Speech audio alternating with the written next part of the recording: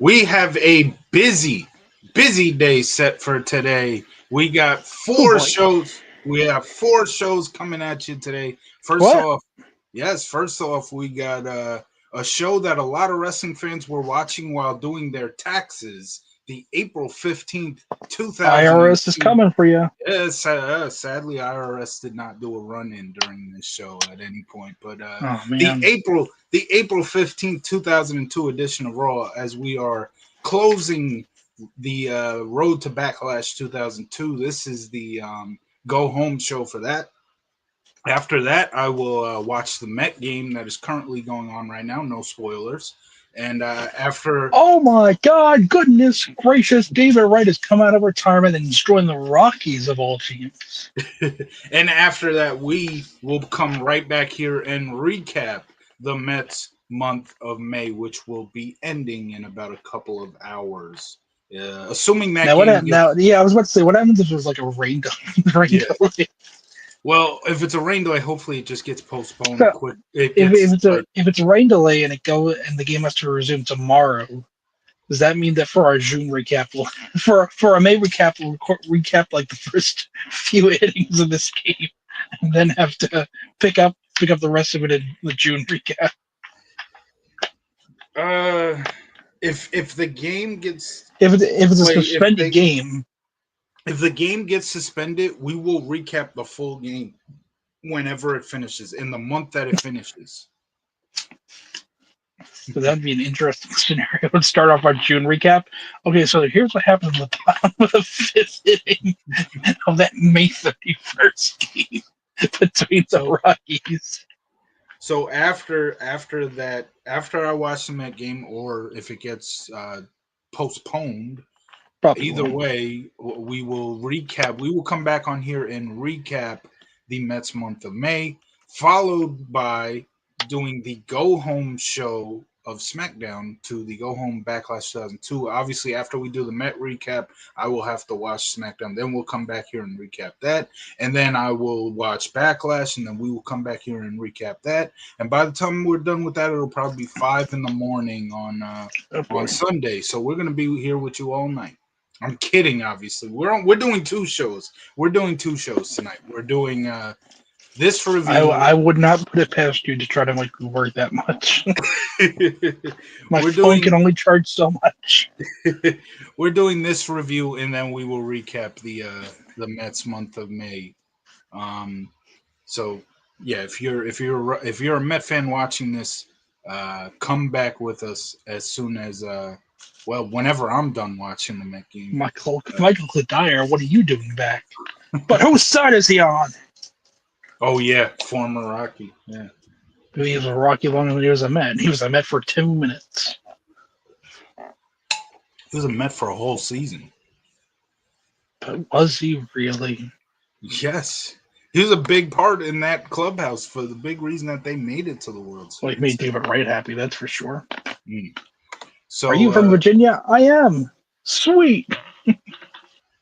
So, tax season 2002 edition of Monday Night Raw. There were no tax references. No IRS. Sadly. No IRS, but this is tax season.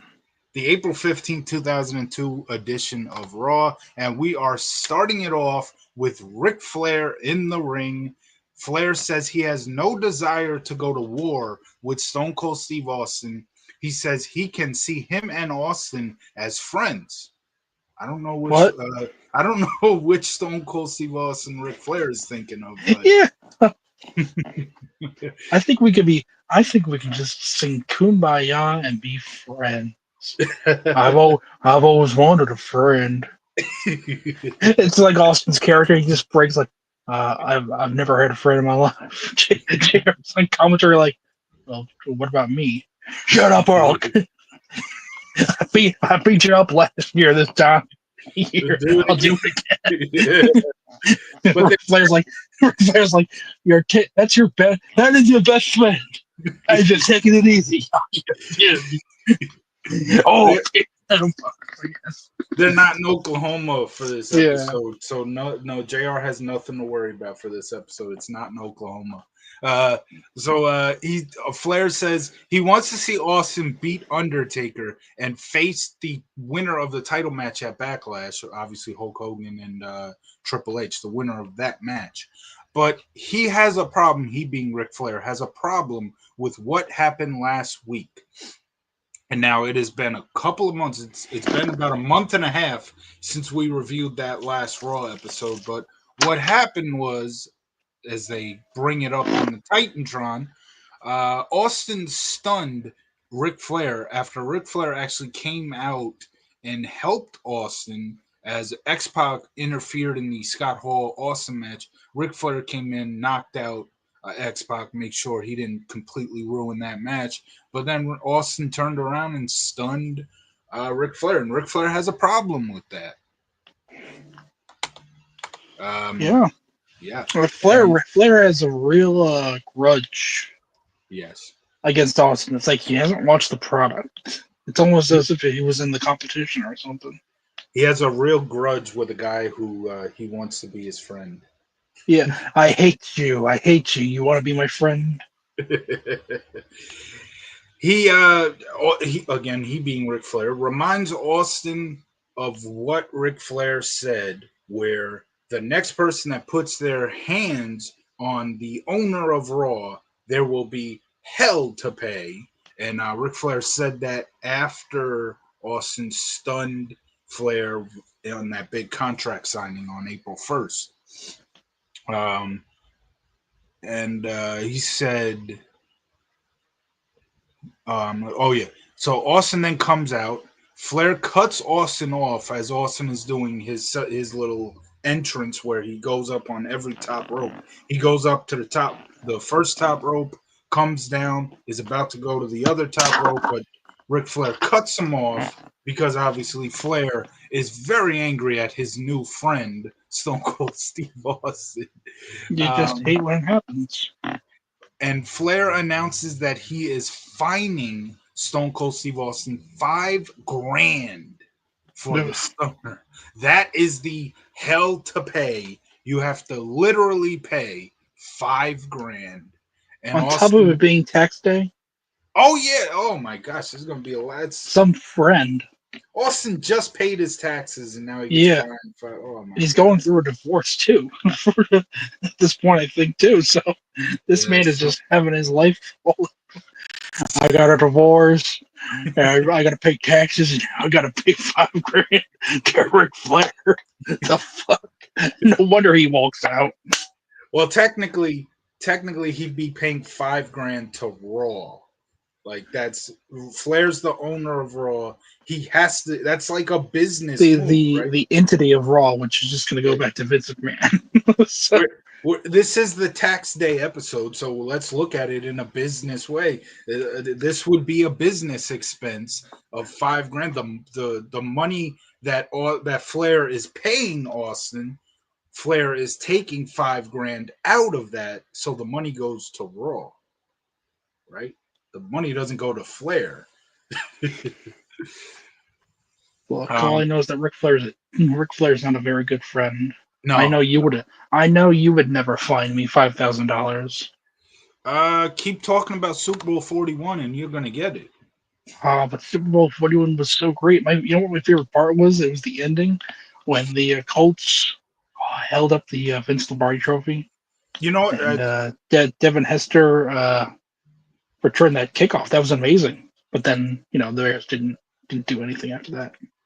You said the ending. That was the beginning. But before I said then Devin Hester caught the opening kickoff, and the Bears didn't do anything after that.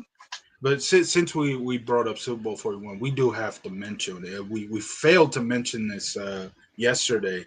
We mentioned the Colts, mentioned Super Bowl 41. Obviously, the Colts owner, Jim Irsay, sadly passed away. Jim Irsay.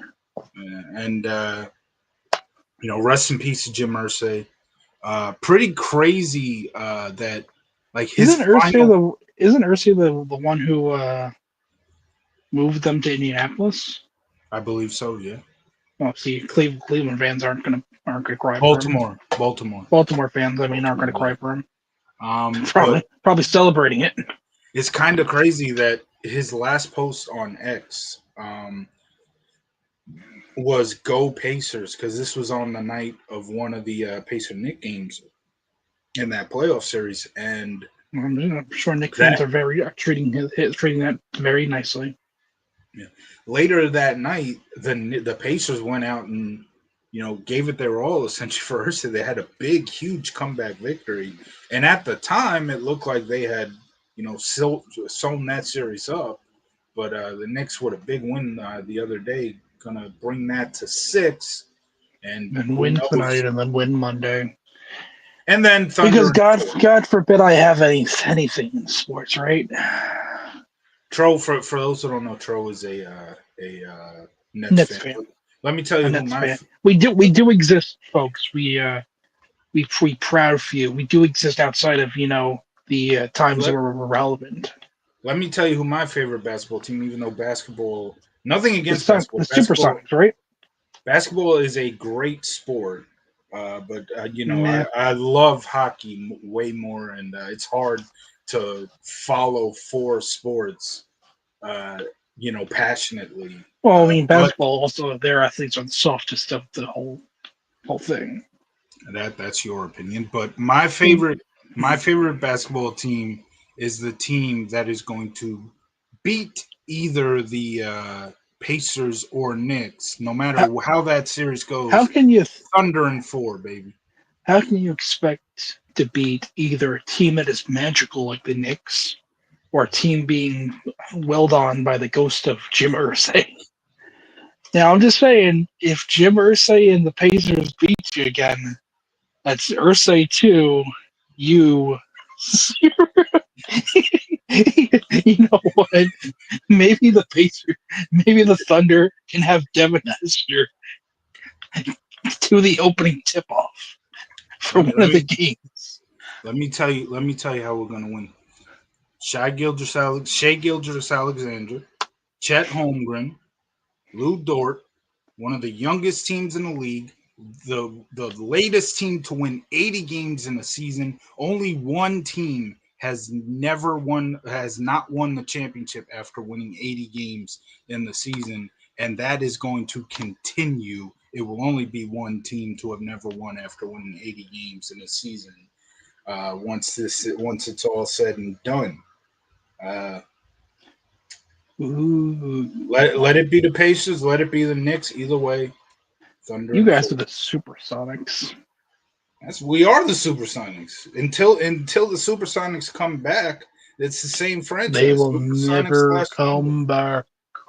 There you go. It's the Supersonics / Thunder. It's just like Expos. Even though I don't think they embrace their history. Yeah, well, doesn't they embrace their history when they want to talk about their NBA championship. Yeah.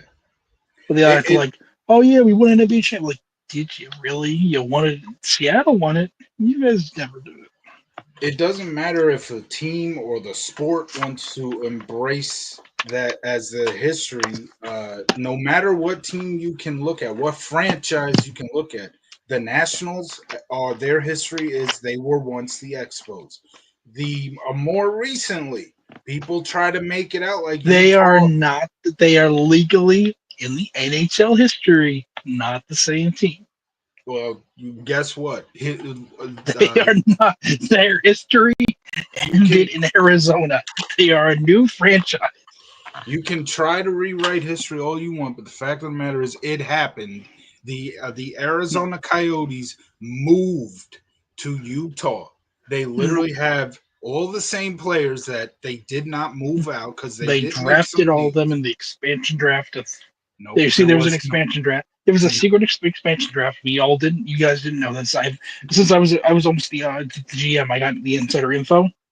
So there was actually a secret draft, and the Utah team had a pick of any player in the whole league, and for some reason they picked the whole Arizona Coyote team, and no one else. Therefore, the Coyotes couldn't play. They didn't exist. That means the Jets' history is dead. The Coyotes are the Utah men. The Coyotes Dead, are the dead, Utah men. But dead, anyway, dead, dead. It's like the Jets' history. Don't anyway, have history. getting back to we're Raw. still we're still on this too. Yeah. So Flair cut Austin off. He fined him $5,000. And Austin, after being fined $5,000, said that if you come down to the ring uninvited during one of my matches, during my match with Scott Hall, nonetheless, which was a de facto number one contenders match. It was a winner moves on to the number one contenders match. But yeah, you come down to the ring uninvited, you get involved, and you get stunned. Well, then that's your fault. Stone Cold Steve Austin says he didn't want Flair's help, and at this point, Austin went on the whole, he says something, the crowd says what, he says something, the crowd that went on for a good 3 minutes, and Austin says Sunday at Backlash he's going to whoop Undertaker's ass, and that is when obviously Undertaker comes out. Undertaker says that Sunday will be a war, and they have a history of wars. You beat me a few times. I've beaten you a few times. You've busted me open a few times. I've busted you open a few times. That is literally true. They once had a first blood match on a pay-per-view, so that's 100% King, true. the fully loaded Fully loaded. 1999. Yes, great show. Great show. Vince Um, was fine. Vince was banished until September. yes. Yeah, it is banished for like 2 months. Gone forever, folks. See you in September. He'll be champion by September. And he said this time it won't be about them against it, him against him, Austin Undertaker. He said this time it's all about the title. And with this brand extension, they're not going to get these title match chances, title match opportunities as much as they used to. Because obviously, 1 month a Raw guy might get a title shot, next month a SmackDown guy might get a title shot. So Undertaker says that deep down inside, Austin wants Flair's help. And not only that, he needs Flair's help. Stone Cold Steve Austin says after he beats Undertaker, he'll stun Ric Flair. Undertaker rebukes, saying after he beats Steve Austin, if Ric Flair gets out of line, Undertaker will kick Flair's teeth down his throat. How does Flair react to all this? Well, he fines Austin and Undertaker $5,000 each. If I interfered in either of the matches, I'll kick my own ass. No, what he does is he makes himself the special guest referee for this Sunday at Backlash, and that is when the NWO's music hits, and Scott Hall and X-Pac come out. Hall says, let me see some. Hall says Flair had no business coming out last week, as Hall would have won the match against Austin, and he would have went on to Backlash to defeat the Undertaker.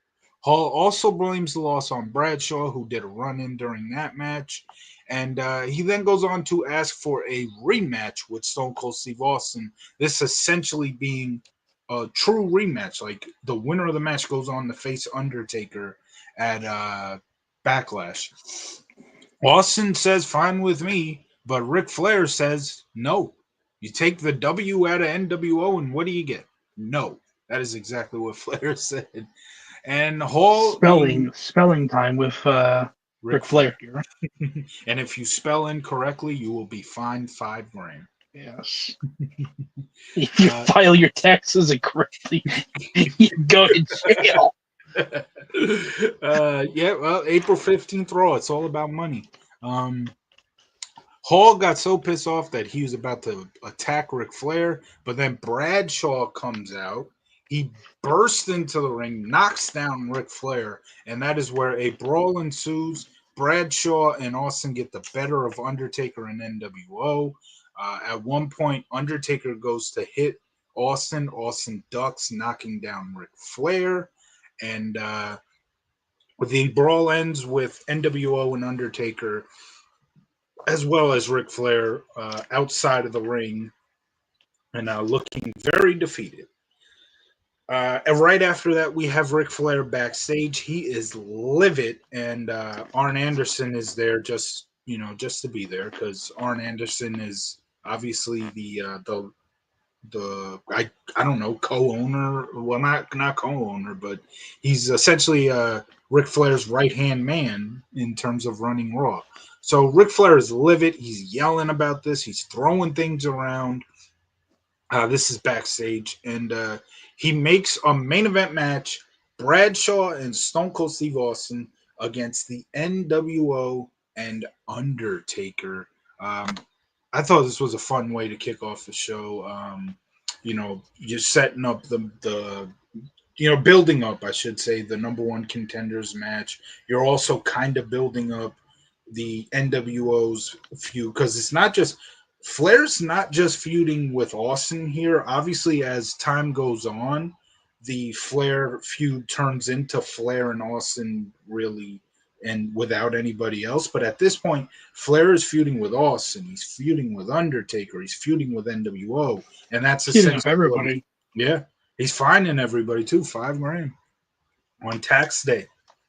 On tax day. Son of a bitch.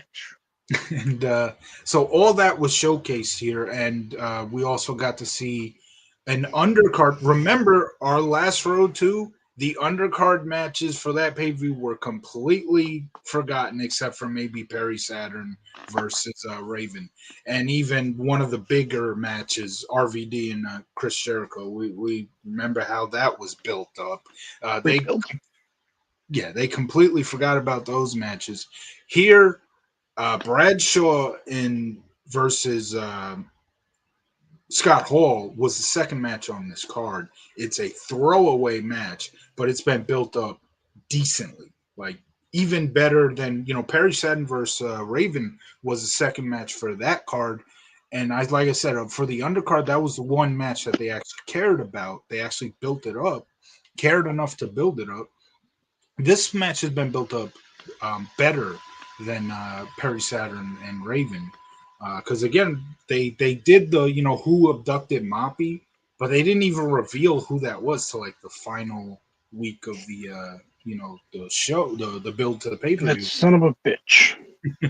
And here we are, this Bradshaw versus Scott Hall match has been essentially built up from the very beginning of this Road 2.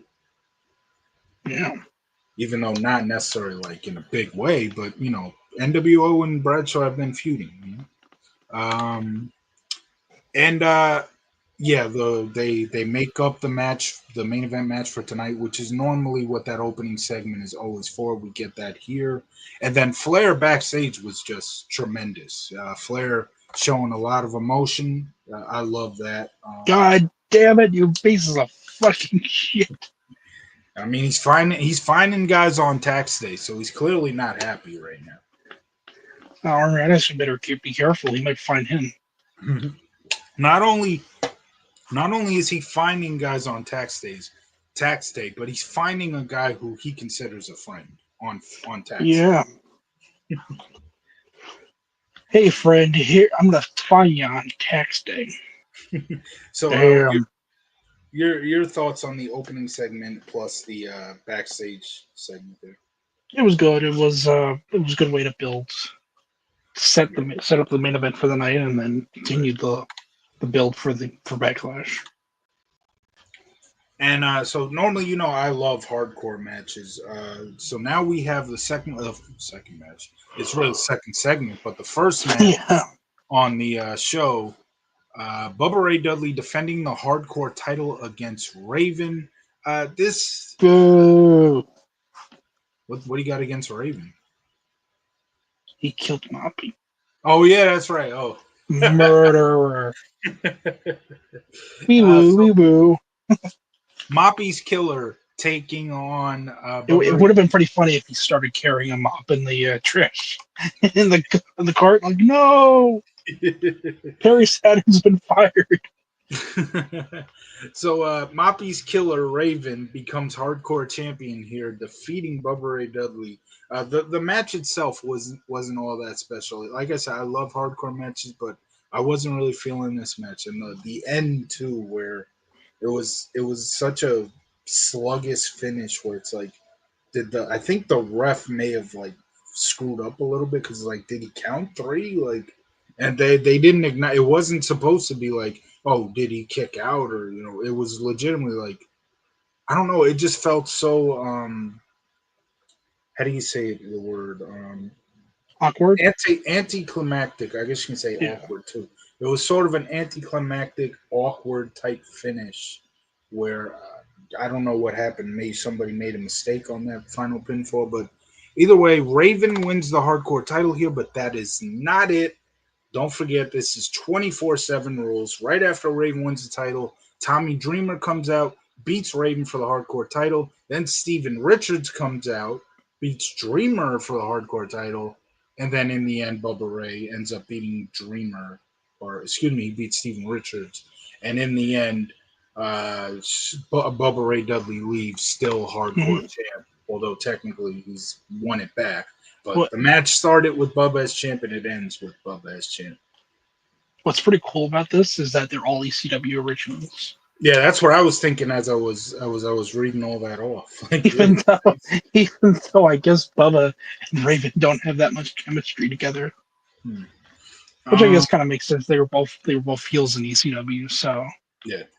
So I gave that 1 star. What were your thoughts on this match here? I thought it was fine. It's your typical hardcore title match at this point. Like they don't have anything to really do with it, so they're just saying, "Here, kill time. You can Hmm. have the title. You can have that title." This gimmick's kind of dying at this point. Yeah, I will say the hardcore title, in the Attitude Era was much more entertaining than it was in 2002, but there was some decent stuff. Like, I just wasn't feeling this match. The It was 2002 hardcore. fine, but once the whole 24/7 thing with Crash Holly kind of ran its course, I was like, Yeah. well, now this is just kind of like another title for it's kind of become like the it eventually kind of becomes like the lightweight heavyweight title, where it's just kind of like it's there. European title's there too. Yeah, the stuff with Crash was just legendary. That all that in 2000, but also, 99, almost every pay-per-view had a hardcore title match, like the second match on the show, and it was always fun. Everybody still talks about the St. Valentine's Day Massacre, where they were in the river. I think it Mhm. was Hardcore. Yeah, Hardcore and Al I Snow. wonder if I wonder if two people have ever talked about that show together. Yes. I wonder if someone's done a review. I wonder if some channel's done a review of that recently. Well, check the art. It's not recent anymore. It was a Or couple. recent enough. Check the archives. That was a Maybe you'll part of see it. our. That was a part of our second ever road to the road to WrestleMania 15.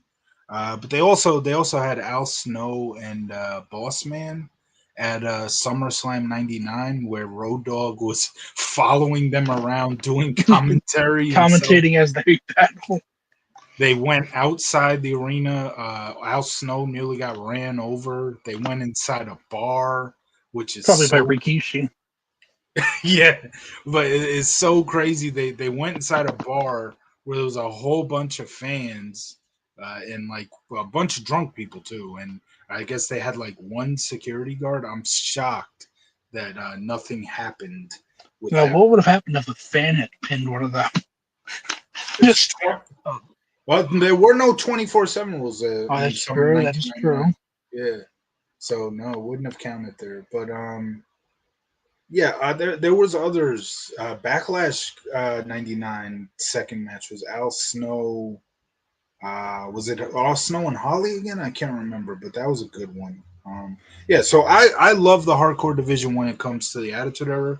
But here in 2002, it was decent, but obviously nothing special. And Well, this match right here was just not that good. I think we're starting to circle the drain of the hardcore title, because I know once Eric Bischoff becomes GM, he kills off every title that's not Triple H's title. Pretty promptly. The hardcore title, because I think it combines with the European title. European title. It was RVD and Tommy Dreamer had the last hardcore title match at Madison Square Garden. So if that was at Madison Square Garden, that had to be the same show where Kane returned. Which, it's been a while since we've covered probably Raw June. No, I think that was in like the August when Kane returned. So then Kane would have had to win the IC title pretty quickly then, and RV would have had to have dropped it because Kane drops to Triple H and then it's retired. Yeah, then it's retired. Yeah, because we don't need any other titles except for mine. But what was I going to say? Oh, yeah. So Kane just a couple of weeks ago was taken out by the NWO. He does not come back until this show that I'm talking about, this MSG show that is later in the summer, July or August. Oh, you know what?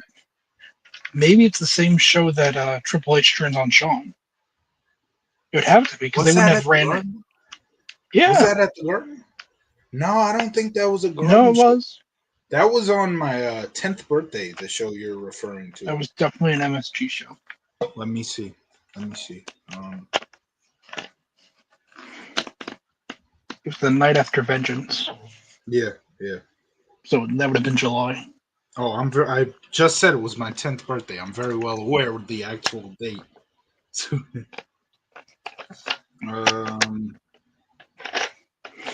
Let's see. Where is it? No, it was at the Van Andel Arena in Grand Rapids, Michigan. So let's see. Here's July. The very next week. Let's see what the very next week was. Greensboro. Let's see. August 5th. Baltimore Arena. August 12th. Seattle, Washington. August 19th. Maybe it wasn't August when he returned. Let's see. Norfolk. August 26th. Because he definitely returns at MSG because that's the first 9/11. August 26th. It's Madison Square Garden. Okay. That's where he returns. And he takes that makes sense. He takes out the un-Americans, obviously. Yeah. Because NWO. That would have had to have been the night after SummerSlam, probably. Yeah. Because they have the SummerSlam at the Collie that year, so they probably just decided to run MSG the next night. Probably. So, if Kevin Nash doesn't tear his quad, you would think that Kane would have returned and took out the NWO, even though the guys who actually... The one of the guys that actually injured him was no longer there. But you still had X-Pac, you still had Kevin Nash, and obviously him tearing his quad was why the NWO was no more. And by that point, Kane returns and takes out the Un-Americans because now he's a big red, white, and blue machine. Yeah, but then it turns out that he had a girlfriend who he killed. Yes, around the same year I was born, as the storyline went. Katie Vick was killed in 1992. Yeah, there's a whole book kayfabe book about his life. Pretty hilarious. Oh yeah, wow. So released in 2006. So Bubba Ray leaves as hardcore champ after losing the title to Raven, but he wins it back. So again, I always talk about back in these days, they love the setting up what's about to happen by showing somebody walking backstage. They do that here with Big Show. Then we cut to a Shawn Stasiak interview. Busy night for Coach. Normally Raw has 2 interviewers, and we do see the other one. Terry does have an interview coming up. In fact, right after this interview, and that's probably why Terry had 1 interview on this show. But Coach, for the most part, has a lot of interviews on this show. His first interview is Shawn Stasiak, and Coach asked, Coach brings up the fact that Shawn Stasiak is returning here, but he asked Stasiak why is he willing to return to face the man who we just saw walking backstage, Big Show. Big Show says, Sean Stasiak says he has a plan and he welcomes everyone to Planet Stasiak. Before that, before welcoming everybody to Planet Stasiak and saying he has a plan, he did a cool little rhyme as this is the debut of Planet Stasiak. Nothing against Sean Stasiak. He has gone on to become a doctor. He's doing great for himself. But obviously, when it came to pro wrestling, he did not fit. And but I will say this: the Planet Stasiak thing was a decent gimmick for him, and I liked it. I did say that the Terry's interview was actually next. It's not. After that interview, we go to Big Show versus Sean Stasiak. Nothing to really talk about here. I gave 1 star. Big Show wins with the choke slam, and did you hear all Planet that? As Stasiak. Yeah, I did not know that you went off there, but yeah. Not a fan of meat. You don't like meat? So how much of that did you hear? How long were you? Because I know I you were heard in. a lot of it. I heard a lot of Okay, it. okay, good. So I don't have to repeat myself. No. So Stasiak, Big Show wins with chokeslam. I wasn't too crazy about this match. Your thoughts on the match and the interview? I thought the interview was entertaining. Your thoughts on the match and interview? Well, the interview was fine. But we get big old Planet Stasiak here. That's awesome. Let's see. He's not his father. That's for sure. Or grandfather. Yeah. Unfortunately, Stan unfortunately, Vince McMahon holds that against him quite a bit. that he's Stan Stasiak's grandson. Yes, whoever because one of the Stasiaks was one of the first world champions. Yes, Stan Stasiak. Yeah. I think that was his dad, not his grandfather. Probably was his dad because it would have been this would have been '02, so it probably had some. Yeah. The big thing that really derailed Sean Stasiak after he came back from WCW after WCW got brought out was an incident that happened at WrestleMania before WrestleMania. It was leading up to WrestleMania where John Stasiak did an interview with somebody, and I guess in the interview he revealed that the WCW guys were going to be at WrestleMania, and Yep. that was not supposed to come out, and he put it out there, and What a that got him moron. that got him in trouble. Hey, So I so don't think we're gonna be at WrestleMania this year. It's gonna be awesome. We're gonna do a run in. Austin's gonna turn heel. He starts exposing like Tommy's gonna shoot Paul Heyman in the back of the head. oh my god. Tommy's like, God damn it, Sean. You weren't supposed to expose that. Um Yeah, so it's not. I don't think it had anything to do with who his dad was. I think Vince just lost interest in him after that whole situation. But they still brought him back, and they tried to give him. They gave him something that he could run with, and he ran with it decently. So, you know. Now I But wonder in the solar system where is Planet Stasiak? Is it near Perry Saturn? so literally, like right over there. Oh. I wonder if Neil deGrasse Tyson will make a whole speech about this not being Planet either. Yeah, he will. He will. I don't even know who you're talking about, but yeah, he You will. don't know about Neil deGrasse Tyson, the man who killed Pluto? No, but why'd he kill the dog Pluto? Yeah, he said yellow dogs don't exist. um, so after hold on a minute. After Big Show wins, we flash back to 2 weeks ago, excuse me, when Eddie Guerrero returned and attacked Rob Van Dam. They then show Eddie and Terry standing together as they are getting ready for an interview. Again, this is very similar to, showing the guy walking backstage before they go to break. They do that here with Eddie Guerrero and Terry showing that interview is coming up. And we get to this interview right after they come back from break. And this is kind of a funny Eddie Guerrero interview looking back on it now when you know what made Eddie Guerrero so great in the end, what made his character so entertaining. Uh, what Eddie Guerrero says here about RVD is kind of really funny to watch in hindsight. Terry asked Eddie Guerrero how he feels about the IC title match that he requested and got against RVD for Backlash. Eddie says he's been trying to get things right in his life right now, and obviously that's a shoot. Eddie Guerrero just came back from being fired, but we will, everybody knows that whole situation. We don't have to get all the way into that.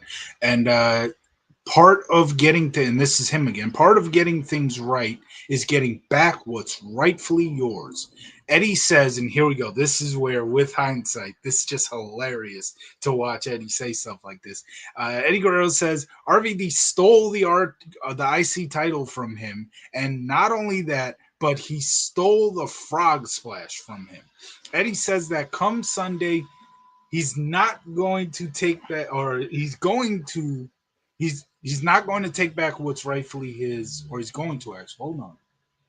Yeah, he's going to take back what's rightfully his. He actually says he's not going to steal from RVD, which, again, in hindsight, that's crazy.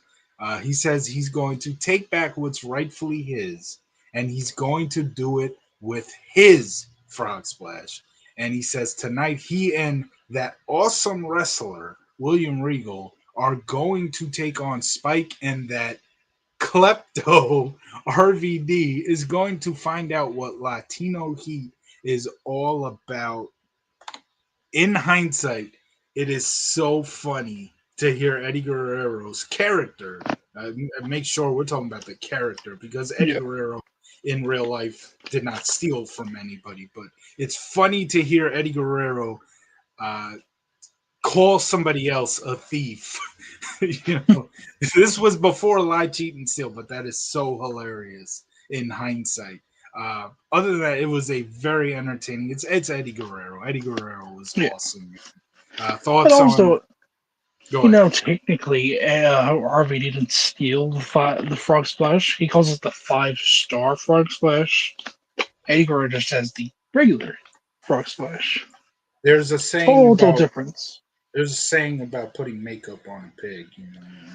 Well, that's also you see what makes RVD's frog splash so much different is that he sells like he just got fucking shot in the gut whenever he does it.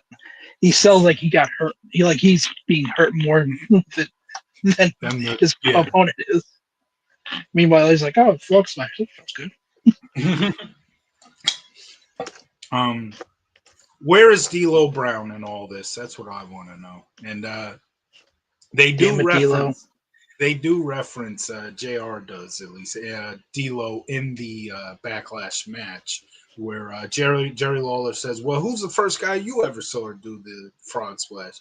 And JR said, "Well, that'd be D'Lo Brown," which I guess the WWE had to get their little punch in. They put together that these two are feuding over who did the frog splash first, and one guy is really a WCW guy, the other guy's an ECW guy, and at the pay-per-view they say, well, D'Lo Brown did it first, because obviously D'Lo Brown's their guy.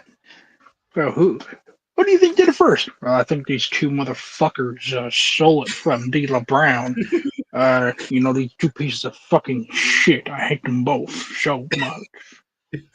By the way, this is another thing we failed to bring up recently. Prayers to JR. JR is a huge... he recovered. He did? Yeah, surgery was a success, he said. Oh, good. But it's cancer, though. So this time, thank God Vince McMahon's not in charge of WWE anymore. He'd probably make a fucking segment out of it. Is he already cancer-free? The surgery. I think it was just like a lump or something. Oh, okay. Then that is great. I mean, they said his surgery was good. Surgery That's was okay. success. Okay, that's great. Jerry Lawler was a big. Excuse me, Lawler was, but I meant to say Jr. was a big part of my childhood. He was one of the voices of my childhood, and I'm sure anybody who watches is probably it's probably the same for you. Even if you grew up in the '80s Yeah. and maybe watched WCW, Lawler was calling that. He called the first Clash. One of my favorite Jr. calls was the Flair versus. Sting, and I feel like just Jr. brought a ton of emotion For, to that match. there's two parts of JR's. Well, actually, has three parts because he was in AEW. Three parts Yeah. of JR's commentary career: pre Bell's palsy, Mhm. post Bell's palsy, and then the freaking shit that he was doing in AEW where he just didn't give a fuck. Yeah, He was just happy to collect a paycheck. there are kids out here today who probably are growing up on AEW that will probably say that are probably in 10, 20 years will say that JR was the voice of their childhood. There are like I really fucking hate it here. well, I wish I was somewhere else. Come on, JR. I want to see him do a 24-5 flip, 450 flip on top of glass through a flaming table and a ring on fire. I really don't want to see that shit, please.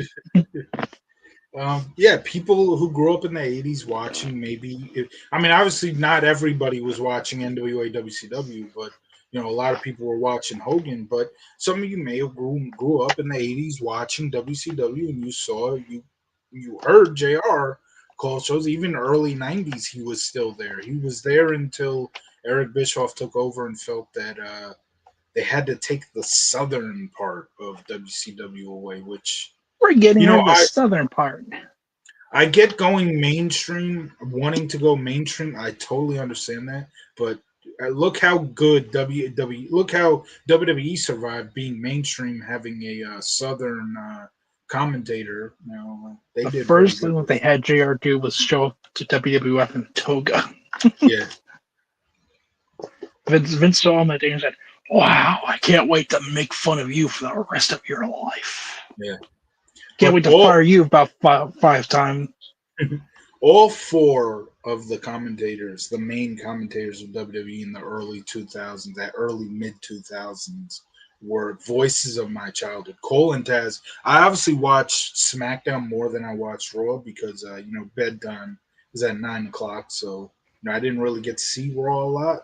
But yeah, Taz and Cole, Jr. and King, voices of my childhood. I love those guys, and obviously Taz and Cole are a Met fan, so love them even more for that.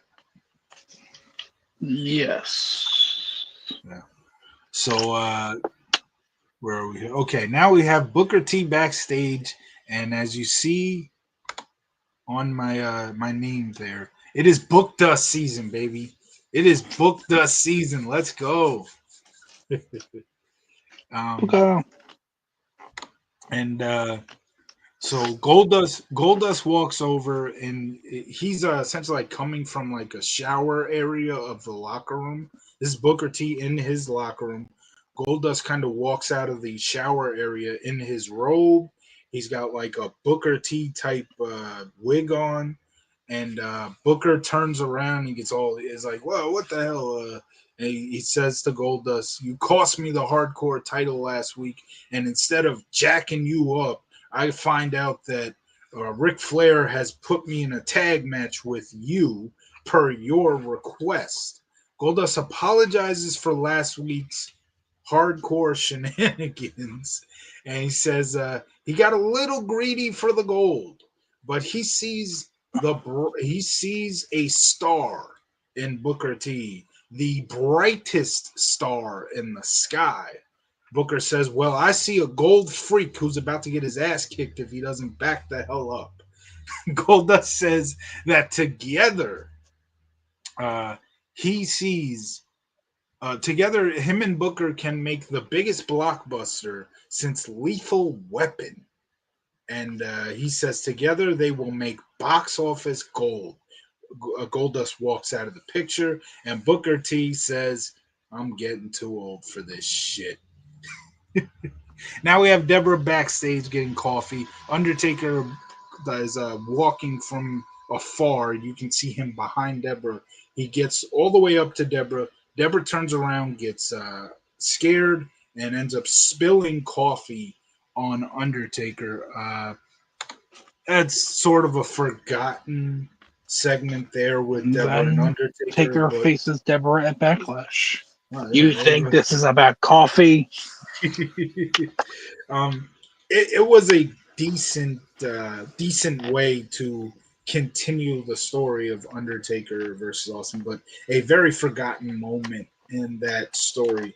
As for the Booker T and Goldust segment there, I love Book Dust. That and this little segment. This is essentially the first segment. Like the whole thing that went down last week was what planted the seeds for the tag team to grow. And this was it right here. This was the first big segment of Booker T and Goldust, and now it was comedy gold, as per usual with them, as you will see.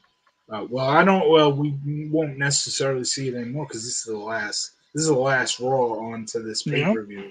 But your thoughts on Booker T and Goldust, and then Deborah and Undertaker that followed? I thought it was good. It was a good establishing that these two will be a team later on tonight. Yep. Um, Deborah and Taker was pretty throwaway. Yeah, like I said, forgotten. Um, Now we go to a flashback from Sunday Night Heat where Crash is taking on Jacqueline, and Crash gets the victory while rolling Jacqueline up and putting his feet on the ropes, cheating to get the victory. And like I said, we have Terry on the show. Oh, this is actually Terry's second interview. I felt like Coach did most of the interviews, but no, we do have Terry here for a second time. She is interviewing Jacqueline. They show, as like I said, they just showed that flashback from Heat. Uh, Terry brings it up to Jacqueline, and she mentions that Jacqueline has requested a rematch. And Jacqueline says yes, she has, and she is not going to let that punk pull that stuff again. And she is going to show Crash that no matter if it's love or war, you do not cheat on Jacqueline. So that's when we get to Crash versus Jackie. This was a quick one, but a very entertaining quick match. Jacqueline gets the revenge. Crash tried to put his foot on the ropes again. The ref caught him. Very similar to William Regal and Spike last week, which is very funny because that's exactly what they're going into next. But Crash gets caught trying to cheat, and Jacqueline picks up the scraps from there, gets the victory by rolling Crash up. I give us 2.5 stars. It was a fun little short match where Jacqueline gets her revenge and the crowd enjoys it. So your thoughts on Jacqueline versus Crash? A random ass Crash Holly appears. It is. It is. But I'm surprised he didn't show up for the hardcore stuff. yeah, yeah. You think you want that title back? Now he's Heat Holly, and they just decided. Don't worry, the Hardys who have a match on Backlash or on Heat. You know who else has a match at Backlash? Even Maven has a match. I set it up for you, and this time you knock it out of the park. I set it up for you yesterday, and you didn't. You hey guys, out. Even Maven has a match here. Yeah, even Maven has a match. For anybody who doesn't get that reference, just watch when we when we review Backlash 2002. We will go over what that. But even Maven has a match. Maybe Jericho saying that was his way of trying to get a match with Maven. He's like, hey, it worked with RVD. What are they going to chant? Are they going to chant are they going to chant Y2J? Are they going to chant Maven? Are they going to chant Y2J or Maven? Maybe. So now, like I said, we were gonna bring up Spike and Regal, and we showed the flashback to last week's Raw, where Spike Dudley, very similarly to what we just seen with Jacqueline and Crash, Spike Dudley gets a quick pinfall victory over William Regal after the ref caught William Regal with the brass knucks. Regal put the brass knucks under the apron pad, the not the apron pad, the turnbuckle pad. The ref immediately saw that, took the brass knucks out, threw them away, and Regal would go to look for the brass knucks. They're not there, and Spike Dudley, just like Jacqueline a few minutes ago, picks up the scraps. I think he hits the Dudley dog on him right there and pins him 1, 2, 3. Again, our review of the last week's Raw was a long time ago, but if you remember it, Regal cut a promo after that where he just went off, and William Regal is really good at showing emotion, and he's about to do it again right here because we see Coach, and Coach is interviewing William Regal. He asked Regal for his reaction to last week. William Regal says it was the single most humiliating thing in his life. Coach says, single most humiliating thing in his life. With all due respect, weren't you the first guy to kiss Mr. McMahon's ass? And William Regal just goes off on Coach after that. He says that he says that Spike, he gets into Coach's face as he's saying this, and he's yelling it to Coach. He says that Spike may think that he's pulled off the feel-good moment of the year, but that moment will turn into a career-ending bloody tragedy, as tonight he's going to beat Spike to a bloody pulp in this tag team match, which, if you remember the Eddie Guerrero interview, it's Eddie Guerrero and William Regal versus RVD and Spike Dudley. And he says after that, he will beat Spike within an inch of his life and take the European title back. He then tells Coach, if you ever conduct an interview with me again and disrespect me like that, I will crack your skull in. This was absolute, just amazing. Unhinged Regal. Unhinged Regal is right, and he showed a ton of passion. Tremendous interview segment there by Regal. Your thoughts on it? Regal's just so pissed. He's so done. And the last thing that he needed to hear was, weren't you the first one to kiss Vince's ass? Yeah, I don't want to remember that. Not a smart move by Jonathan Coachman, man. Not at all. Coach is getting into the podcast game himself. We need to get Coach. What? Come on. No. You're not a Coach fan? No, not really. Oh, come on. Especially not when he's trying to spread fucking false news. Okay, what was that from? Oh, he's like, according to my sources, Vince McMahon's trying to buy WWE back, and then every news outlet's like, oh yeah. Vince McMahon trying to buy WWE back. Vince McMahon trying to buy WWE. Like, sources. What sources do you have, Coach? I actually did. And Coach is like, oh yeah, I would never go back to WWE after how they treated me in my second run. I'm like, brother, if they called you up and they said, hey, you want to come back, you'd go back in a heartbeat. So don't try to act like you're better than that. I did hear this. I totally forgot about it. I didn't realize what you were referring to. It got to the point where Tico was like, yeah, no, we're never going to sell, and Vince isn't interested. He just started up his own company. I think that's what Vince is going to do ultimately. If he somehow, he's not going to. He's going to be found guilty. He's going to have to pay a lot of money. Yeah. He's probably not going to go to jail because he's rich. He's not going to. Oh, he's rich. Rich people don't go to jail, Frank. This is our judicial system. If you have enough money, it's like Monopoly. If you pay enough money, you don't have to go to jail. You just have to keep on paying. Well, if Vince doesn't go to jail, I definitely see him buying or not buying. I guess buying a new company.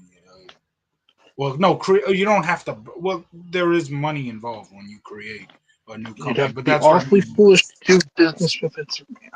Mm. Uh, so I was obviously joking when I said we need to get Yeah. Coach on here. I was gonna say that we need to get Coach on here to explain why he was dumb enough to bring that up to Regal. But now, We have a better chance of being Maven come on than we do Coach. we definitely have zero chances of ever getting Coach on here after what you just said. Oh no, whatever we do about his wonderful insight. Coach was extremely entertaining. I am a big Coach fan, so you won't hear Coach hate from me. But we definitely he will never be on the FCT podcast. I will tell you that. If he ever sees that, if we ask him if he wants to be on the I would FCT love for him podcast, to watch it because if he shares it and gets pissed off, that's more press for us. that would be absolutely. Thank you for giving us the free views there, Coach. Well, yeah, that it'll never happen though. But yeah, that would be awesome. even if we even if we get bombarded with hate, I'm like, sweet. Thank you for the comments, and the algorithm's gonna thank you too. um, Eddie Guerrero and William Regal versus Rob Van Dam and Spike Dudley. This was a decent tag match. I gave it 2.5 stars. Eddie Guerrero beat Spike Dudley after hitting the frog splash. But after the match, RVD and Eddie Guerrero brawl a little, with Van Dam getting the advantage.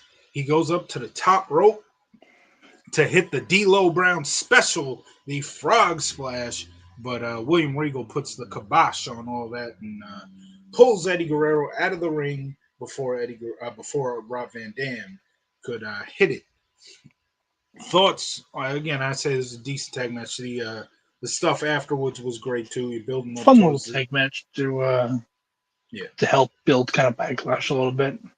right. I agree. Don't it kills two birds with one stone because you're promoting two matches, helping build two Uh, matches right then and there. Regal does not face Spike Dudley. If He that's what doesn't. you no, Regal does not face Spike That's Dudley. silly. I agree with that because they're building that up for it to happen. Even Maven has a match. But I think Regal gets his revenge on a Raw shortly after Backlash. Um, Now the show picks up. Now it picks up, baby. We get a Trish Stratus interview with the aforementioned Jonathan Coachman. Trish looking amazing. Coach says to her that Jazz cost Trish Stratus a match against Molly Holly last week on Raw, and but tonight Trish gets a rematch against Molly Holly, and whoever wins gets a shot at Jazz for the women's title at Backlash. Trish says it is all about give and take with this situation. Jazz gave her a shot to the head with that title, but Trish is going to take the title from Jazz. That is when Molly Holly walks in. She has the Divas magazine that was recently published. It was on they had it on last week's Raw. I think Molly Holly's just going around with this magazine and showing it to everybody in every interview. But it makes sense because of the character that she is currently portraying here. So she takes the magazine, which Trish is on the cover of, in a bikini type shoot near a beach. And so she shows that main picture, that cover picture, to Jonathan Coachman and says, as a man, which picture do you think is more attractive? A softcore, borderline pornographic picture of Trish, and she opens the magazine to her page where she is essentially in undergarments herself, but she has like big wings on. It's kind of funny though. She's the pure and wholesome one, but she's literally taking a very similar picture that Trish is taking. But she says that which again, that's what a heel does. A heel believes that they're always in the right, even if they aren't. So great heel work from Molly here. But so she calls Trish's picture softcore borderline pornographic, and she says her picture is this radiant portrait of beauty. She's asking Coach which picture he finds more attractive. Molly then says that most of the students at A&M, we're at Texas A&M for this show, have her picture on their dorm rooms than any of Trish's pictures. She then says after she beats Trish tonight and wins the title at Backlash against Shaz, obviously, she'll be the first women's champ to be both pure and wholesome. Molly walks away, and Trish looks at Coach and says, "You know what, Coach?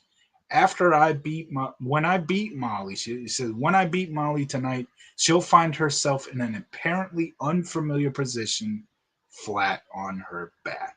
And that's when they cut to JR and King, essentially, and they're like mocking the fact that, well, Molly just said she's a virgin. Well, Jerry Lawler, a virgin. Jerry Lawler's really mocking that. JR says there's nothing wrong with that. He's like, she never had sex. What a fucker. What a loser. And Jerry's like, well, that's not fair, you know. I love sex. Well, you know, she might be a little weren't you around the preschools earlier there, King? Oh, well, I'm not going to get into that, JR. I swear. FCT ENT will never have Jerry Lawler on the show either. We will never have. Don't worry, we run that bridge a while back. I know we did. This ain't the first time you brought that up. I know. So this is just bridge burning Tro, not NWO. Not NWO. See, I'm keeping good with I'm keeping good with Maven. I'm not making fun of Maven. Yeah, Maven one day will be on the show. The most I do with Maven is just say, "Hey guys, Maven here," which is literally his stick. You're just that's his catchphrase. Yeah, nothing wrong with that. I don't think Maven would be mad at that. Maven will be on the show one day. That will be our first big get. Well, after we get Avril Lavigne and Jessica Biel on the show, we'll get Maven on the show. We'll have Maven do a reaction to our show. Hey guys, Maven here. I'm gonna fucking watch these assholes. Hey guys, Maven here. Oh my god, he sounds just like me. or he hears me do my Paul Bear voice. He's like, yeah, I was just gonna say, yes! I would love. I would love for an actual pro wrestler or somebody who has worked in the pro wrestling business to hear some of your. I want Undertaker 6 feet under to listen to my like impersonation. When the hell did Paul Bearer come back to life? Wendy, I've come for your soul. What is Paul Bearer's thoughts on the fact that the Buffy revival, they have announced that there will be a new Slayer? What is Oh yes, I love my Buffy. Oh Buffy, a new Slayer. Oh, more the merrier. No. I should have pointed out the new Slayer is 15 years old. Let's not do that to Paul Bearer. Let's not do that to Paul Bearer. You can do that. God damn it. You can do that to Jerry Lawler because there are accusations out there. There are no accusations on Paul Bearer. There are none. I just think she's very athletic. I swear I didn't know her age. Yeah, I should have led with that because I didn't know where you were. I didn't think you were gonna. I didn't know I was going either. You think I planned this shit out before I say it? It's all off the top of my head.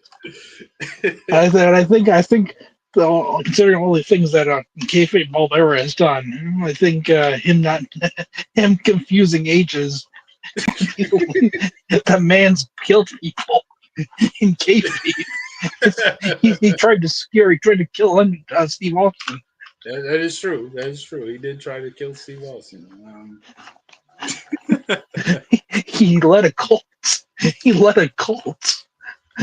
So and he brainwashed his son to think he was perfect. So future guest for FCT. We will get Avril Lavigne. We will get Alexandria Daddario. We will get Jessica Biel. Maybe one day we'll get Maven. So and obviously, now why would you want a Canadian on the show? Because Avril Lavigne, French. Because Avril Lavigne is the most beautiful Canadian we have ever had, and Celine Dion exists. that includes Trish Stratus. Avril Lavigne is the most beautiful, No, and that also includes Celine Dion. now we won't get Trish on the show. Oh, we'll get Trish on the show. We have Trish to will get no Trish longer on. be on the show. Trish is just as beautiful as Avril Lavigne, No, but Avril Lavigne is still the most beautiful Canadian of all no. Well, only one of them can sing, and that her name was Trish Stratus. time. That's it. You're banned. You're banned. He's banned. But we got a lot of stuff to get to today, so he's banned after today. 15th. How much am I fined now? $5,000 plus $5,000. Oh, God That's damn it, that's that's another $5,000. $10,000. Doesn't worry to show expense. um, but yeah, Avril Lavigne was the best performer to perform at Madison Square Garden this year. Did a hell of a lot better than the Rangers did at Madison Square Garden this year. Yes, did much better than the Islanders did too. I wasn't gonna say that, but yeah, go ahead. Yeah, the Islanders did not win a single game at Madison Square Garden this year. But you know what it got us? You know what that got us? It got us the number one overall pick. The Rangers had to lose one game against us, and they'd have the number one overall. All they had to do was suck one more time. If we hadn't given up 9 goals to them. So, what was I gonna say? Yeah, Avril Lavigne. Yeah, we'll have Avril Lavigne. We'll have Alexandria Daddario.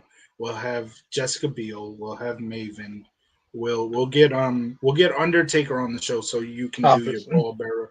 You have to do your Paul Bearer impersonation for we'll get Chris Van Vliet. We'll get them all. Yeah, we have to get Sarah Michelle Gellar, the legend herself, on the show. We have to get her. Vince McMahon, we'll get them all. If she was still alive, we'd absolutely have Michelle Trachtenberg on here. We still miss her. We absolutely miss her. But yeah, we still have a show to get to anyway. We're completely going off track. Never. We never do that. As for the interview, again, great heel work by Molly Holly. Trish was great too. Coach did not ask any stupid questions, so he didn't get either Molly or Trish yelling in his face the way Regal was. So Coach was a lot more smarter this time than he was. But again, Bridge Burner Tro has taken any chance we have of Coach being. What if I said that Molly Holly was hotter than Trish Stratus? Does that fix everything? It'd also be true. Molly Holly is fine. I'm not going to say she isn't, but she is not. She is not better looking than Trish Stratus. No, I'm sorry about that. I disagree. That's fine. She's a very beautiful woman. Now, why wouldn't you want to date a superhero? If I'm dating I want to date a superhero. I want to date Super Stacy. That's by the way, I think Mighty Molly might be more mighty than Buffy. Just saying, Mighty Molly can. You're banned. Can Buffy fly? Mighty Molly can fly. How many hardcore titles has Buffy won? That's what I thought. How many vampires has Mighty Molly ever slayed? I'm sure she's had a match of Gangrel. I'm sure she's done stuff with Gangrel at some point. Days ago, she's a vampire slayer. And honestly, if we're talking about superheroes, I mean, Anne Hathaway is Catwoman. Now that's a hero. That is a hero. We're going to have titles to she win. Exactly. She's much more better looking than Molly Holly. So, hardcore title, not a hardcore title. Anne Hathaway and Stacey Keebler will definitely be guests on the show someday too. So, thoughts on the interview with Trish Stratus and Molly Holly? I thought Molly. It was fine. It was okay. Molly Holly versus Trish. Again, nothing much to talk about here. Again, this is a go home show to the pay per view. It's not about the matches. We're building up to the pay per view, so it's understandable. But Trish gets the win, so she will face Jazz at Backlash, not just this year, but spoiler alert, next year at Backlash 2003. This win did not get her that match, but it got her Yes, it did. the. It was a very cumbersome. Well, we did just have two number one contender matches to put together a number one contender match. So maybe maybe now Yeah, we're gonna have number one contender matches where you're the number you one contender for 2 years in a row. if you win this match, you get to main event. You get to have a match at WrestleMania 19 the fall next year. um Bradshaw, we get a your thoughts on Molly Holly versus It was Trish. fine. Yeah. Molly Holly's pretty good. So now we have it, and I don't disagree with that. She absolutely is. Bradshaw interviewed by Terry. Okay, so I was wrong. Terry is all over this show. I felt like I was seeing Coach the whole show, but thankfully in my notes I put who is doing the interviews. I'm able to do because I remember like Coach being in all the interviews.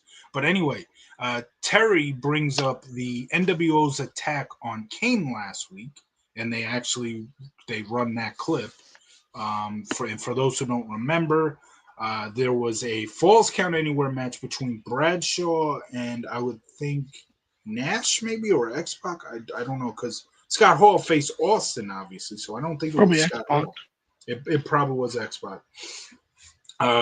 And they went to the back, and when they were in the now I remember, X Pac told Nash and Hall to stay in the back. So what happened was he made it out like stay in the back, guys. I need to prove myself tonight. Well, what Yeah. happened is this is a Falls Count Anywhere match, so the match goes to the back, and when it goes to the back, Nash and Hall attack Kane. Bradshaw ends up running in and fending off the NWO, but before that, there was a chair shot to the head on Kane. X Pac took the mask off. Obviously, Kane was laying face first into the concrete. So as X Pac is taking the mask off, you don't see the face. But X Pac takes the The mask burnt off. face. Yeah. X Pac takes the mask off, puts it on himself. And for the next couple of weeks here, we will see X Pac in Kane's mask. In fact, in the very next segment after this interview, we will see X Pac with Kane's mask on. But so Terry brings up the attack to Bradshaw, and Bradshaw says that they put Kane down, but they didn't put him out. Oh, I don't. Kane doesn't return, as we went over earlier in this video. Kane does not return. He might be down, but you know what? He's not out. Is he here he tonight? No. Kane does not return until August 29th. This is April 15th. Kane will return. He said they didn't put him out. Well, yes, they did. And JBL's waiting. Bradshaw's waiting for Kane to return each week. He's like a puppy. Oh, is that Kane? He keeps on trying to ask Undertaker. Is your brother back? Come on, where's your brother? Come on. I said he wasn't out. And Bradshaw says that the fact that they didn't put him out, even though they did, was a mistake.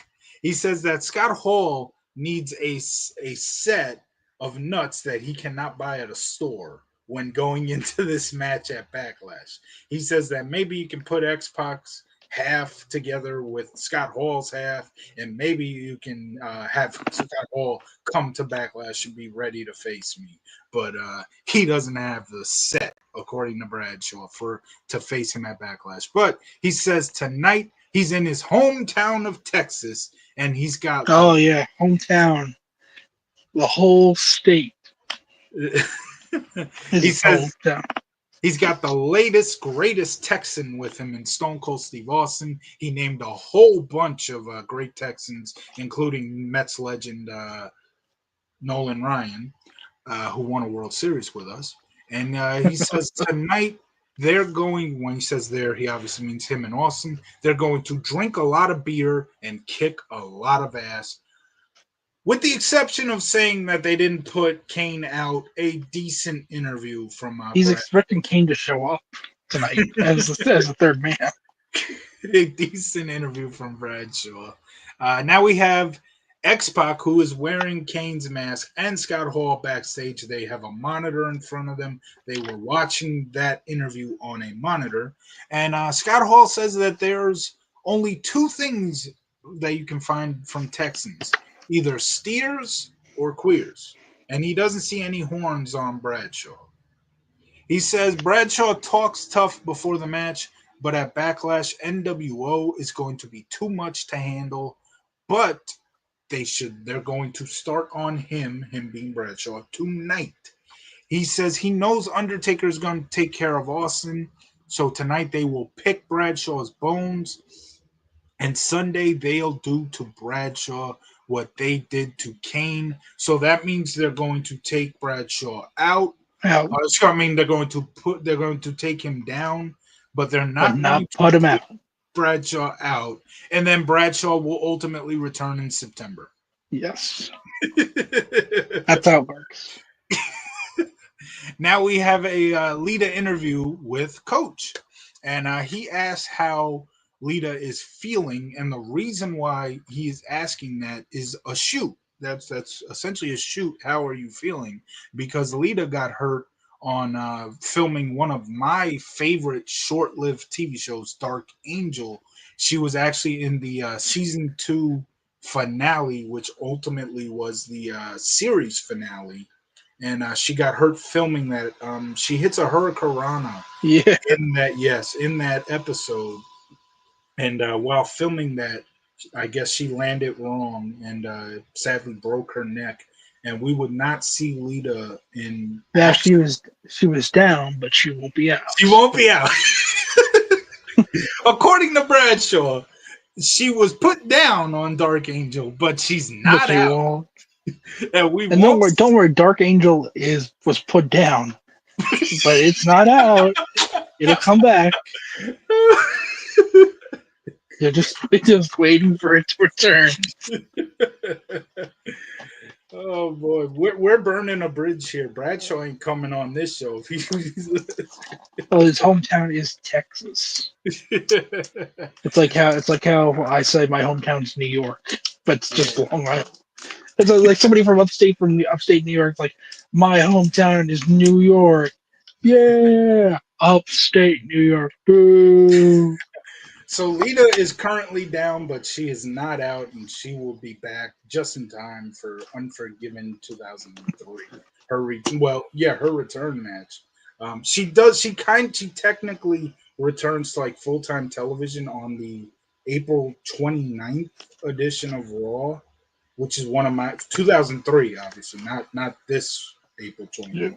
The 2003, which is one of my favorite Raws. Like I said earlier, at this point, bedtime's at 9:00, so I don't get to see much of Raw. I did in 2003. I got like a 30-minute. Oh hell yeah, 30-minute extension. A 30-minute extension to watch the first 30 minutes of Raw. But hell, for me back then, like I had just recently became a fan, so like for me that was awesome. And the first 20 minutes is just a Triple H promo. That's not how I remember. I'll tell you that because I'm here.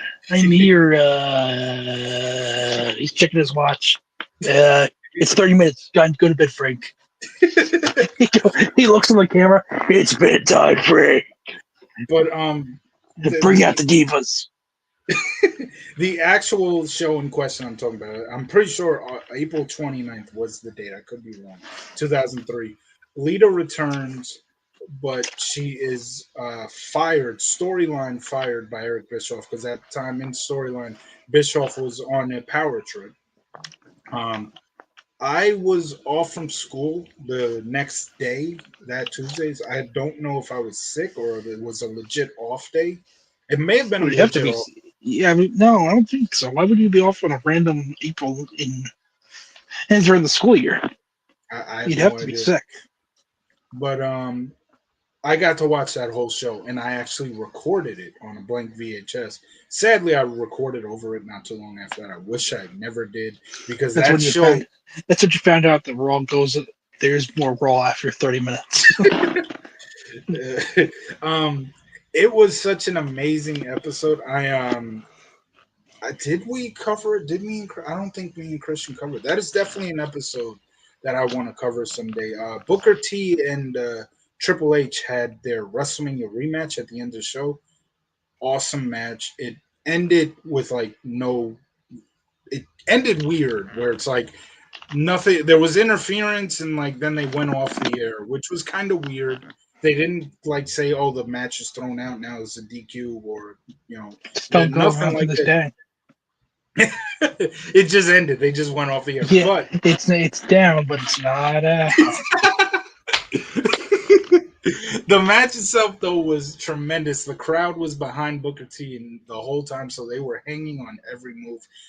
It was a fun night for 10. No, it wasn't 10 yet. It was no, yeah, 10. It was a fun night for 10-year-old me. um, where the hell are we? Oh yeah, we're still in the Lita interview, by the way, because we went off there talking about Dark Angel, and that led to yeah. Anyway, she said Lita says she's feeling great, but she was tired of sitting at home, so she couldn't miss another show. Coach then says, "Well, you can't miss what the Hardys did to Brock Lesnar last week." So they run that clip, and if you remember correctly, the Hardys hit Brock Lesnar in the head multiple times with steel chairs. Brock Lesnar flipped to the outside of the ring, but landed on his feet. A huge feat of strength there by Brock Lesnar, showing his strength to take 2 chair shots and still end up on his feet after that. Coach says that what's even more exciting than that is that Ric Flair announced that at Backlash, Brock Lesnar will be making his debut. I almost said his big league debut. The Mets are playing right now. That's exactly what we're doing after what I'm doing after this is Yep. watching the Met game.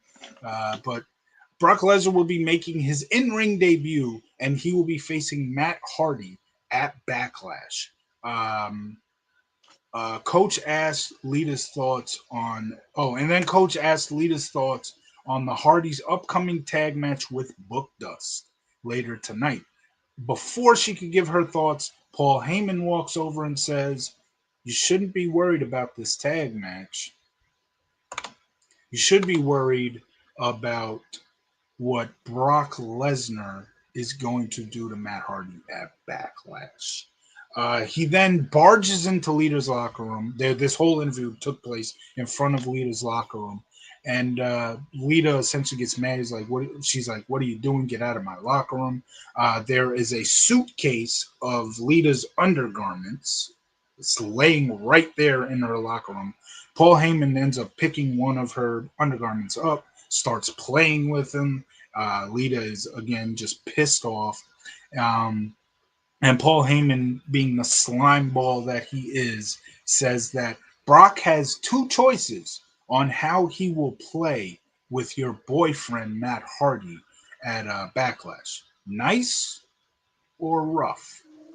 The choice, Lita, as he says, as Lita tries to grab her undergarments and Heyman pulls it back. I've seen this segment so many times because they run it on the back, like right before the Brock Lesnar's match at Backlash. Which again, I've had the VHS for Backlash since I was 10, so I've seen this so many times. Um, he says the choice, Lita, is up to how Lita? it depends on you, and it depends on how you want to play with me. Heyman then gets up. Lita slaps him, and oh no, Lita just slaps him from a seated position. He just slaps him while he's sitting in that chair, and Heyman gets up. Lita says, "Get out of my locker room now, Paul." And Heyman says, "So you like to play rough?" He walks behind her and whispers in her ear, "So do I." Uh, a bit of an awkward kind of promo, Ew. but Heyman. That's Heyman's character. He's a slime ball heel, so it's understandable. And again, he's trying to get into the Hardys' heads here, which, being honest, like I don't know if when you're Brock Lesnar that you need to play Yeah. mind games with a guy like Matt Hardy or a guy Go like Jeff. play my Paul. I want you to go play mind games for me. Oh yes.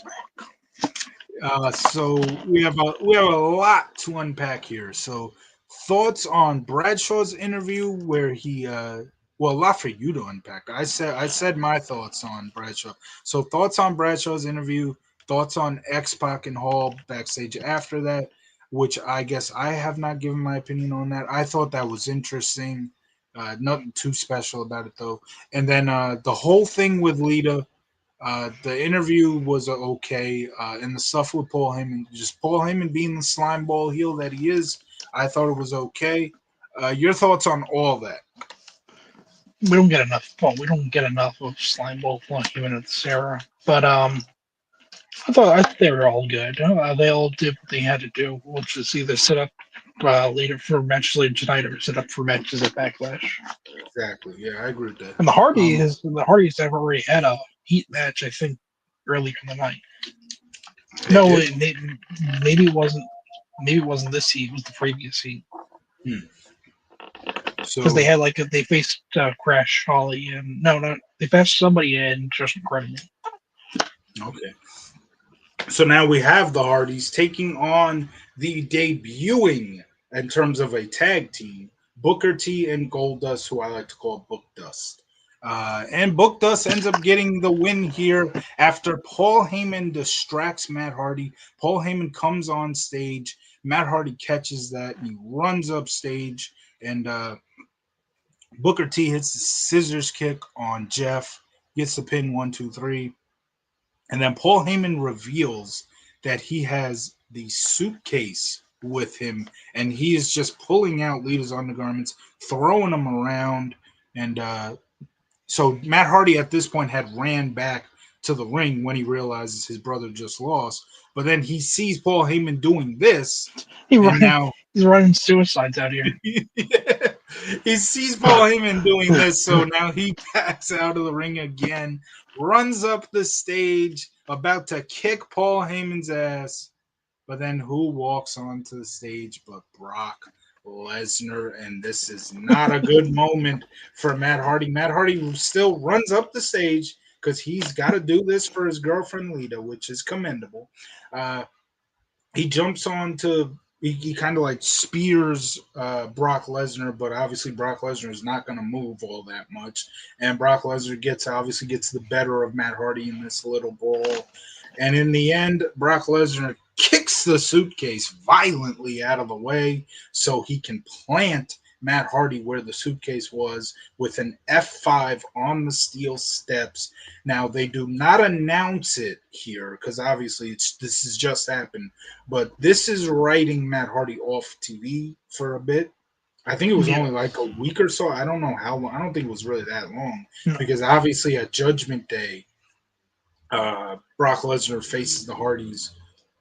Brock Lesnar and Paul Heyman faced the Hardys, which led to Paul Heyman getting a pinfall victory over the Hardys, thanks to Brock Lesnar mainly. But what happens here is with Brock Lesnar F5ing Matt Hardy on the steel, he's obviously not going to be ready for 6 days from now, Backlash.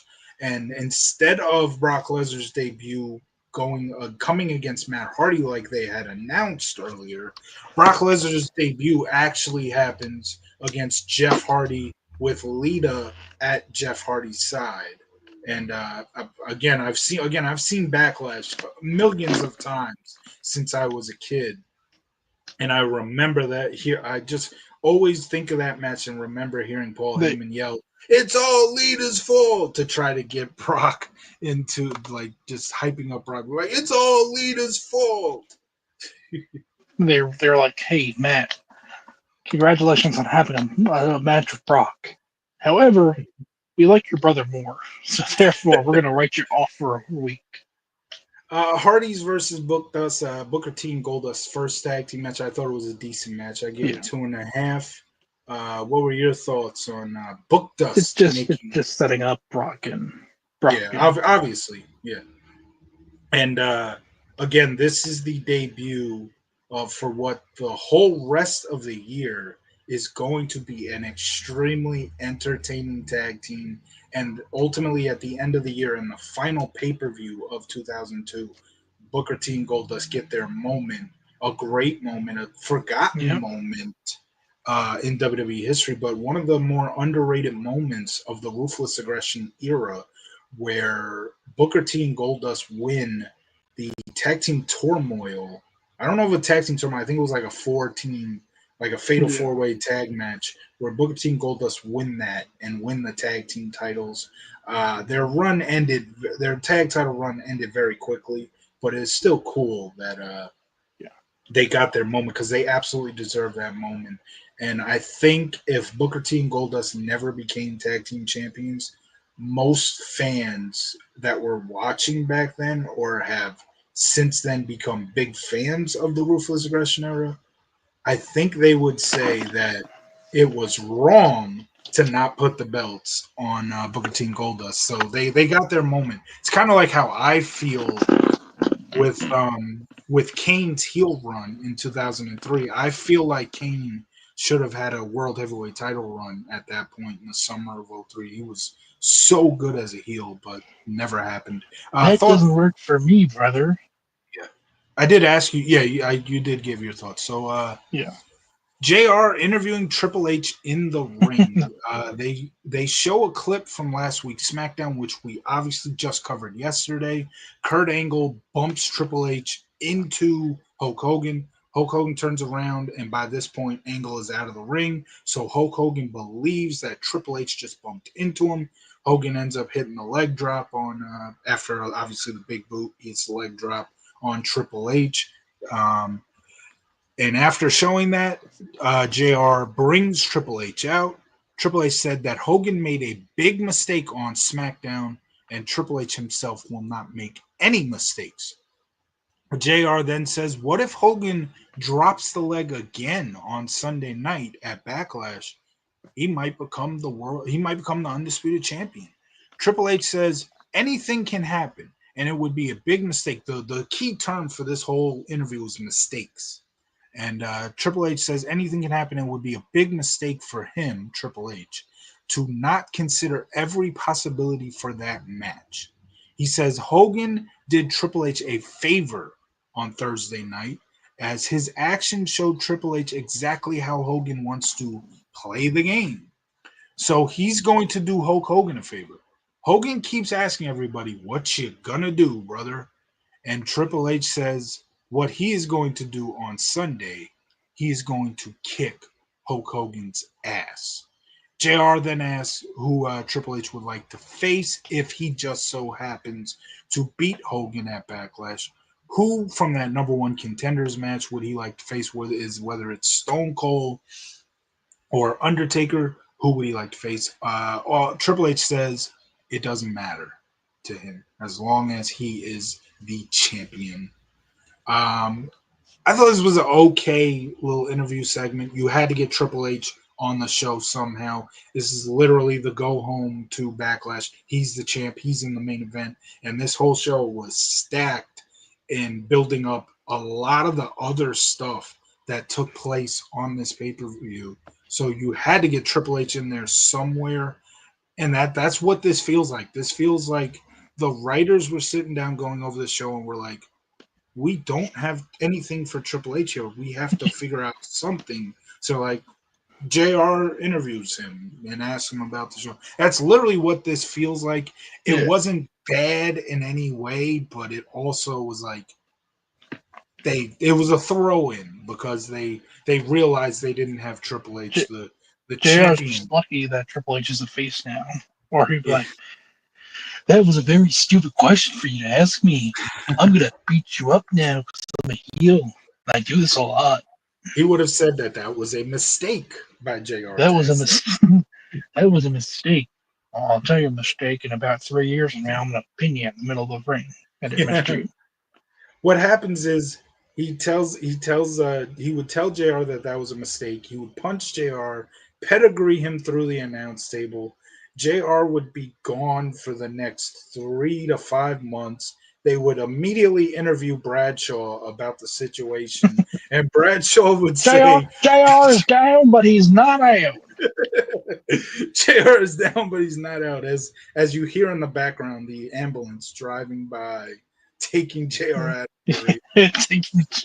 taking JR out, who's not down, who's down but not out. And then JR would come back in September. Nope. So I think the Islanders actually have a chance of winning the Stanley Cup this year because they're down, but they're not out of it. Oh boy! Yeah, well, We can still beat the Oilers. So your thoughts on JR interviewing Triple H here? It's just a fine town hall segment. Yeah, it's like I said, it was like a throw-in for because like the writers were we got nothing for you to do. Yeah. Can't have the champion who's in the main event defending his title not on the go home show to the pay-per-view. So main event time, Stone Cold Steve Austin and Bradshaw, who is down but not out, taking on the NWO and Undertaker. This is the match of the night to me, but I only give it 3.5. There wasn't, again, this is the go home paper. This is the go home show to the pay-per-view. It's not about the matches, but yet you still get a pretty damn good tag match. And like I said, this is essentially the de facto match of the night because there wasn't any special matches on there. Bradshaw ended up getting the win for his team. After the match, there's a brawl that ensues, and it ends with Undertaker hitting Stone Cold Steve Austin in the head with a chair. Thoughts on the main event here? It's cool to see Bradshaw and Undertaker do work with each other. Yeah. Just 2 years before they do it on the regular. Yeah. And mentioned too, Bradshaw mentioned too, there was 2 Texans teaming up, but there was a 3rd Texan on the other side. No, Undertaker's from Death Valley. That could be anywhere. Although maybe he was being built from Houston at this point. I don't know. I can't remember, but they kind of play it fast and loose when he comes to the American Badass. Yeah, go ahead. Give your thoughts on our main event match. I thought it was a fine 6-man tag match. No. Handicap 3 on the handicap match. I mean, yeah. Sorry, I was waiting for King to show up too. He's down but he's not out. Even Maven has a match. Even Maven has down but not out.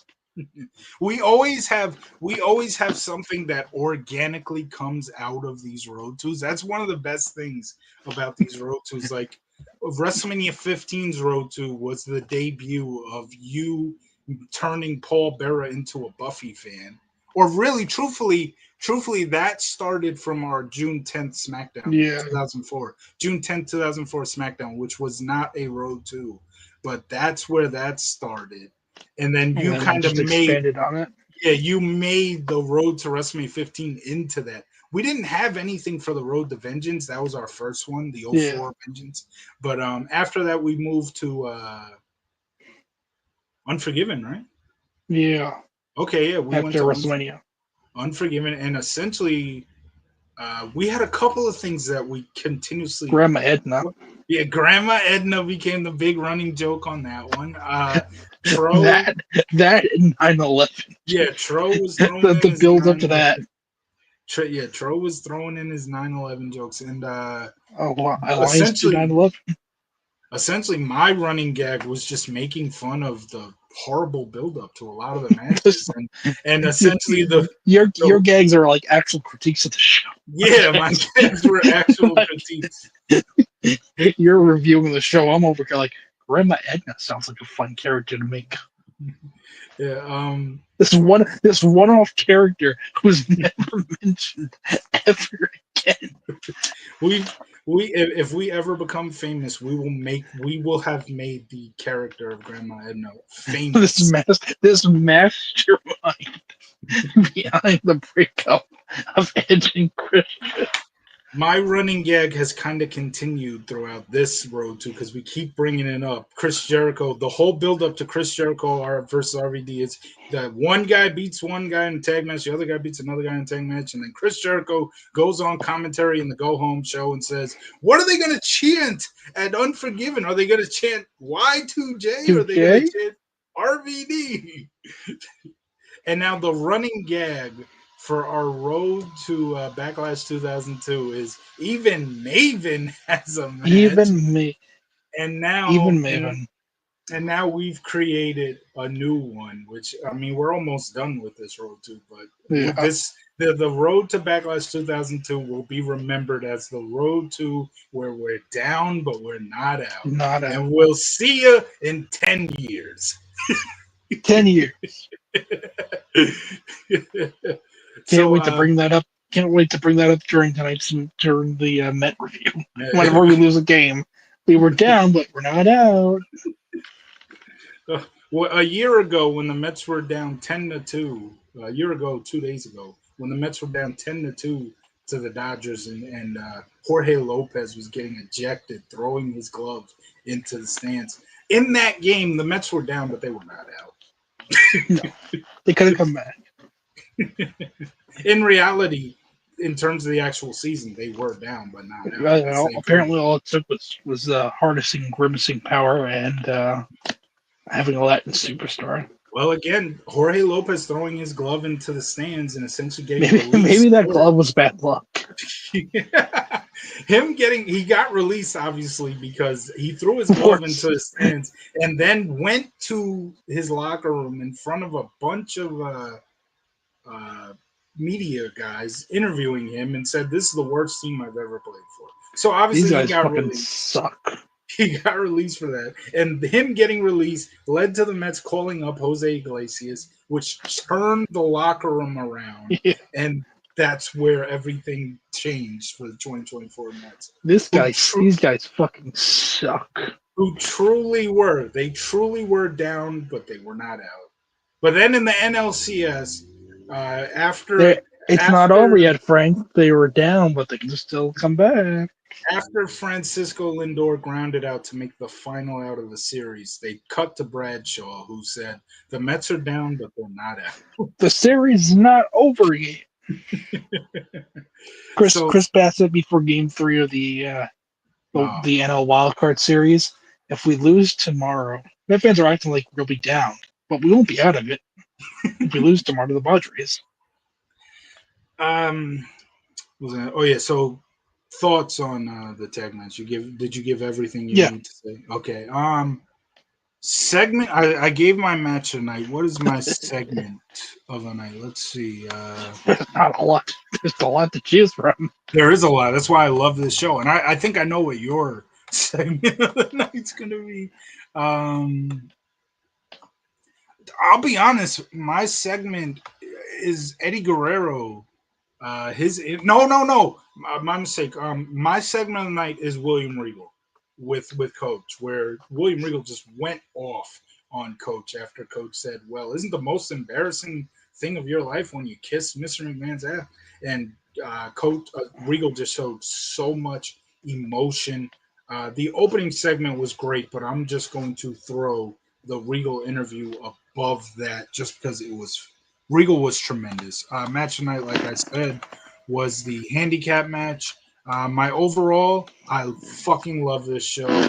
It's exactly what a go-home show to a pay-per-view should be. We're not stacking a bunch of 10-minute matches on here. We're building up the pay-per-view. I give us, just like I gave the SmackDown, a 9.5 out of 10. There was so much going on this show that it was very interesting. Tro, match of the night.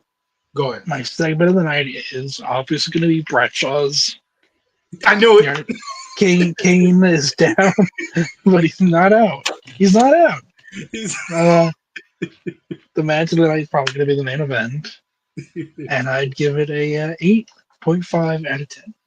I forgot to do. I created the whole your main event sponsored by thing, and I totally forgot to do that. But yeah, well, I'll try to remember that for for our next show, which I don't know where that's going to be, but hopefully Monday. Um, so this is the end for the April 15th, 2002 review, but I'm going to tell you what. The April 15th, 2002 review of Raw for FCT ENT. It is down, Down but it's not. and not out. Any final thoughts on the show here? It's going to be a very memorable show in the ethos of FCT and D. It's like, well, I meant the actual Raw. That was fine. Yeah. It's up to this is going to be up there with TJ Tampa, our TJ little Tampa, TJ legend. Tampa. This Raw, the April 15th, 2002 episode of Raw ended 23 years ago, but it's down. It's not out. Not out. It's not out. Thank you to anybody who watched this. Don't forget, if you are a Met fan, we will be back in at least maybe an hour and a half. I gotta watch the Met game. I will get through that I very don't quick. know if it's even over yet. Yeah, but I fast forward through commercials. I'm gonna get through it very quickly. You gotta watch the commercials, Frank. Come on. Hell no. Don't you want to know what the Hondas and the Civics and I the same will. car? I will let you know when I am done, and we will go All right. live to do that whenever I'm done with the game. Thank you to anyone who has watched this. If you enjoyed it, please like and subscribe and hit that 10 bell salute on the notifications. But Yep. make sure that when you're finished, you still have notifications on. Yes. But yes, hit that 10 bell salute for the notifications, and we will see you. At least wrestling fans, we will see you again maybe Monday, where we review the go home to SmackDown, and then we will have Backlash 2002 after that, followed by your Judgment Day. your road to Judgment Day for 2004.